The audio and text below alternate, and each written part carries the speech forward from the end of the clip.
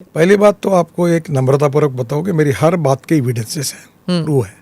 एक भी बात हवा में नहीं करता मैं 2004 से इथेनॉल की बात करता था। पहले शुगर केन से इसमें जो शक्कर का फैक्ट्री थी, मोलाइसिस से इथेनॉल बनता था। अब शुगर केन जूस से बनता है। अब इथेनॉल ब्रोकन राइस से और कॉर्न से बनता है। और अभी आसाम में बाम्बू से इथेनॉल बनता है। और पानीपत में अब राइस स्ट्रॉ परली से इथेनॉल बनता है और बायोबिटुमिन बनता है।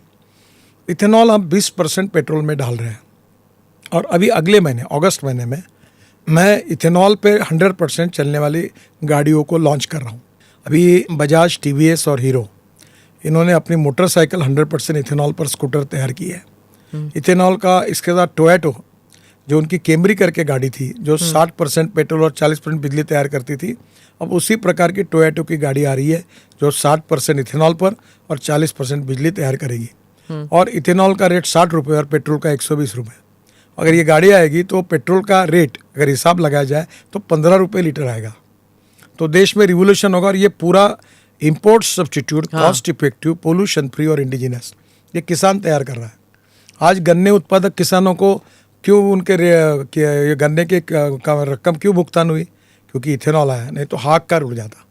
और इसलिए आने वाले समय में diversification of agriculture towards energy and power sector. आज मैं आपके स्टूडियो में आया हूँ, मेरे पास हाइड्रोजन कार है। आपको हाइड्रोजन कार में बैठ के आया हूँ मैं। फ्लेक्स इंजन की कार मेरे घर पर है। इलेक्ट्रिक का मैंने प्रचार किया, इतना प्रचार किया, इलेक्ट्रिक की बसें सब जगह आ रही।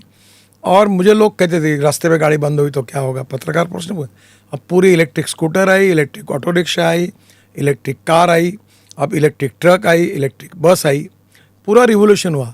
120 रुपये का पेट्रोल, 110 रुपये का डीजल और 5-6 रुपये की इलेक्ट्रिसिटी, कितनी बचत होगी। और बसेस भी करेंगे आपने कहा। ऑलरेडी दिल्ली में आ गए हैं। आज देश में हजारों बसें जो इलेक्ट्रिक पर चल रही है।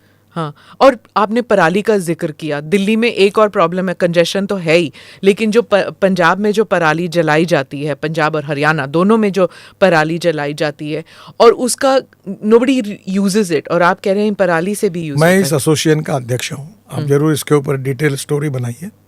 अभी देश में 26 ऐसे यूनिट्स हैं जो ऑलरेडी पराली से बायो सीएनजी और बायो एलएनजी बना रहे।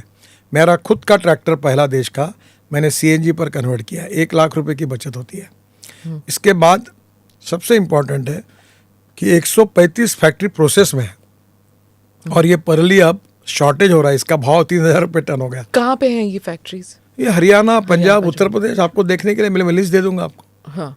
और आज मैं आपको बताना चाहता हूँ कि पराली जो फुकट में जलाते थे उसका भाव 3000 रुपये टन हो गया। पानीपत में इंडियन ऑयल पराली से 1 लाख लीटर इथेनॉल और 150 टन बायो बिटुमिन बना रहे।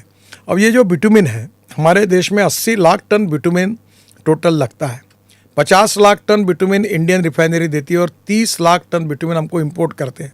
अब मेरी कल्पना ये है कि ये बिटुमिन हमारे किसान ट्रैक्टर मोल्डेड यूनिट, CSIR और सेंट्रल रिसर्च ऑर्गेनाइजेशन ने अप्रूव किया हुआ यूनिट, मुझे प्रेजेंटेशन हुआ। अब मैं वो किसानों तक पहुंचाने की कोशिश कर रहा हूं और किसान अपने ही बायोमास से बिटुमिन बनाएगा और बिटुमिन हमको बेचेगा, हम उससे खरीदी करेंगे, इंपोर्ट बचेगा। 30 लाख टन बिटुमिन अगर हमारे देश का किसान देगा तो निश्चित रूप से देश के लिए भी बहुत अच्छा होगा, इन्वायरमेंट के लिए अच्छा होगा, किसान समृद्ध बनेगा। और सबसे इम्पॉर्टेंट चीज़ है कि इंपोर्ट बचेगा और उससे स्वाभाविक से इकोनॉमी को फ़ायदा होगा। और किसान अन्नदाता है, अब ऊर्जादाता बना क्योंकि इथेनॉल बना रहा है, ग्रीन हाइड्रोजन बनाएगा और उसके बाद अब किसान बिटुमिन दाता बनेगा। ये सब दिख रहा है, ये सब प्रोजेक्ट देख सकती हैं आप। पर जिस स्मॉल एंड मार्जिनल फार्मर्स है वो कहाँ पराली को अपने ट्रैक्टर में डाल के यूनिट के पास लेके जाए? मतलब वो जो लास्ट माइल कनेक्टिविटी की बात होती है ना, वो नहीं हो पाता। जब पैसे मिलते तो सब करते हैं। अभी नहीं तो जलाते थे इस खेत में। हाँ, अब वो ट्रैक्टर में डालकर वो 20-25 टन डाल के पहुंचाएगा तो 3000 रुपये भाव मिलेगा, 75,000 रुपये ट्रांसपोर्ट का खर्चा, 10,000 रुपये, 65,000 रुपये उसके जेब में जाएंगे ना। आज तक उसको चावल से, गेहूं से पैसा मिलता था, अब चावल और गेहूं का कुटार जो होता है उससे भी पैसा मिलेगा, तो फायदा ही होगा। अभी हम बाम्बू लगा रहे हैं और अभी तक वो यशस्वी नहीं हुआ है, पर मेरी कोशिश है। कहाँ पे? पूरे मैं बोल रहा हूँ गन्ने के भाव से बाम्बू खरीदी करेंगे। और उसका इस्तेमाल कहाँ होगा? उसके छोटे छोटे 3 mm से 20 mm पैलेट तैयार करके पावर में यूज़ करेंगे, बॉयलर में। और कोयले का भाव है 4,000 रुपये टन, तो ये पड़ेगा 3,500 रुपये टन। यानी पर यूनिट उसका जो फ्यूल कॉस्ट है कोयले की 1 रुपया 10 पैसे, इसकी 1 रुपया 2 पैसे पड़ेगी। तो कोयले के बजाय 16 लाख करोड़ का कोयला इंपोर्ट होता है, तो उसके बजाय बाम्बू आएगा, वेस्ट लैंड पर बाम्बू लगेगा, किसानों को रोजगार मिलेगा और पर्यावरण की रक्षा होगी, पोल्यूशन कम होगा। ये सस्टेनेबल डेवलपमेंट गोल्स जो हम करते हैं भारत ने, we have signed international treaties, इसमें ये सब भी आता है? बिल्कुल आएगा। देखो 2070 में जीरो एमिशन की बात प्रधानमंत्री जी ने की और करार किया है। अब हमें धीरे धीरे import substitute, cost effective, pollution free और इंडिजिनस, इस पर विचार करना पड़ेगा।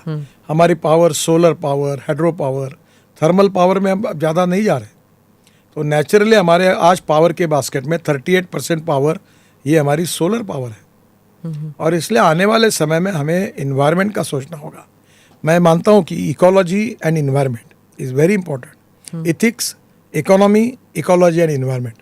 हमारे दिल्ली जैसे शहर में आज प्रदूषण के कारण जनता त्रस्त है, हमारा लाइफ कम हो रहा है। अगर हम ये प्रदूषण हटाएंगे, मैं आपको बताता हूँ, ये 65,000 करोड़ के काम जो मैं आने वाले दिसंबर तक 99% पूरे कर दूंगा, इन कामों से दिल्ली को ट्रैफिक जाम से मुक्ति मिलेगी। दूसरी इम्पोर्टेंट बात कि इसके बाद ये फ्यूल में जो बदल रहे हैं उससे कार्बन जो इमिशन होता है उससे कम होगा और निश्चित रूप से दिल्ली का प्रदूषण हम 2024 समाप्त होने के पहले कम करके दिखाएंगे।